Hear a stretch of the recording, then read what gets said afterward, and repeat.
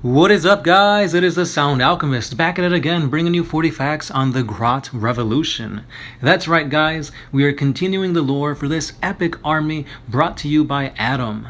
Now, Adam was kind enough to send us his lore on the Grot Revolution army that he's currently doing. It's basically a mix of Grots and the Imperial Guard. Really awesome. So if you guys want to learn more about this, we have part 1 and part 2 already uploaded, so go to our playlist on the Grot Revolution to check that out. Or you guys can go to the description of this video where I have links so you guys can go to Grot Skull's workshop and learn more about this awesome project. Really awesome stuff here, so check it out and let Adam know what you guys' opinion is on this awesome fan-made chapter, so to speak. Or it's not a chapter because it's not Space Marines, but the Orc Revolution. So without further ado, let's continue on with the Grot lore. Viva la Grot! Just like all the other greenskins, the Grots reproduce by releasing fungal spores, which they grow into a plant-like womb underground that nourishes the life forms growing within.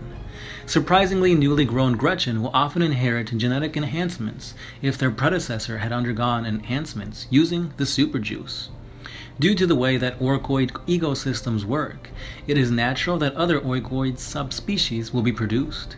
Squigs and snotlings are still very common within this rebellion. However, when an orc is created, the grots that tend to the spores are quick to kill it and burn its remains.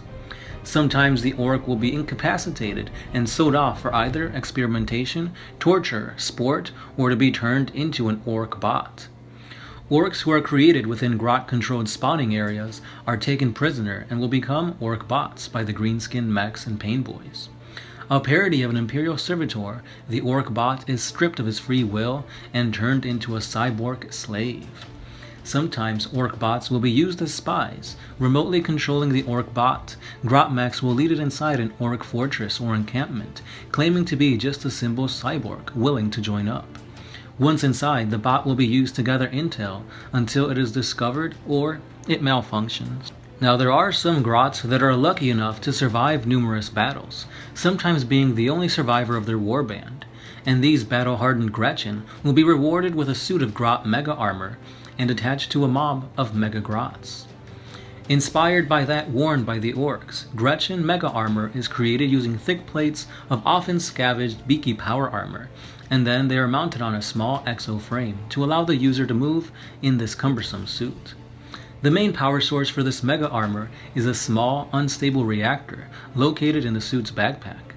These armored suits are the pinnacle of Grot tech, and their mechs enjoy crafting each suit with a variety of flashy bits and gubbins. As well as providing its wearer a great deal of protection, it is also armed with a powerful blasto weapon. The strength of these short-ranged weapons can vary depending on how much power the user puts into it. At max charge, it is capable of killing a Primaris Marine in one shot. However, the problem is that usually Grots overcharge this weapon, and they overload it, causing the blasta to sometimes explode. So Grot mega armor is fully sealed, isolating the wearer from the outside environment and protecting them from chemical and/or biological weapons, as well as toxic atmospheres. This can also help protect them when they use the suit's ability to teleport down onto the battlefield, though many accidents still occur due to the technology's unstable and unreliable nature. Grot mechs often use looted tanks and parts to create two variants of a heavy battle tank. The first is the Bonebreaker, which is the main battle tank of the rebellion, and it's built to shrug off enemy firepower while blowing them up with return fire from its main cannon. The deadlier variant of the two is the Blasta tank. Armed with an assortment of plasma weaponry, this tank can lay waste to even the most heavily armored infantry, and it even comes equipped with a small built-in death rolla for close quarters fighting. Its only weakness is that its unstable reactor causes the tank to be as much a danger to its crew as it is to its enemies, which is why only the bravest, or foolish Grots choose to crew them. If the reactor is overloaded or suffers a breach during a firefight, the unleashed plasma fire will likely burn the crew alive before reducing the whole to molten slag. The Laba Lories are short-ranged mobile artillery vehicles that the Grots use when combating a large number of enemies. The shells are designed to detonate before impact, showering the target with razor shrapnel or a highly flammable liquid. Because of this, the lava lorry excels in claustrophobic environments of urban warfare, raining curtains of shrapnel or flame down on enemy infantry, without ever exposing its crew to harm. The Doom Diver platform is an exclusive vehicle of the Boom Blasters warband.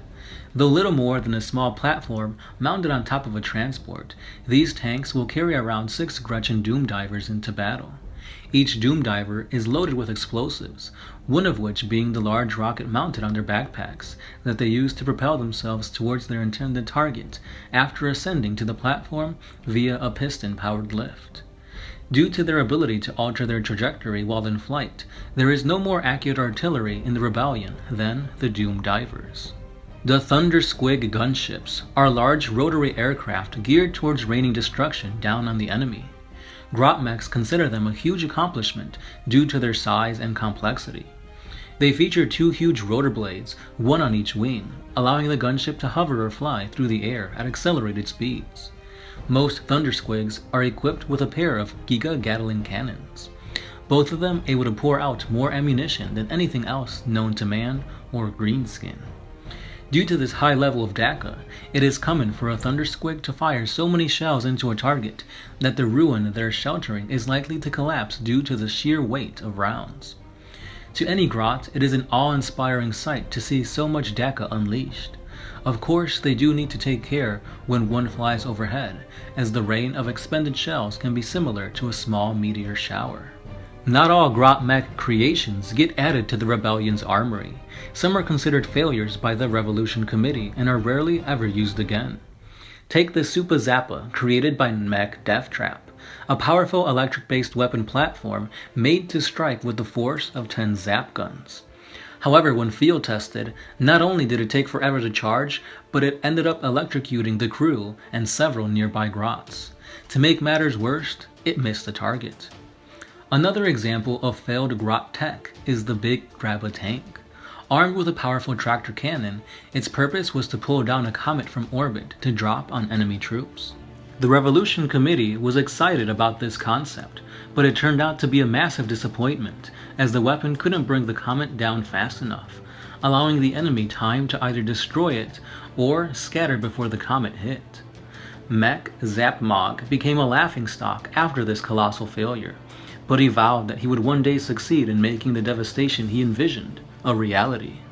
The standard weapon for a Grot Rebel is the Sub-Shooter, which is a small and easily customized firearm with a few being alike thanks to a different clip, barrel, sizes, and detachments.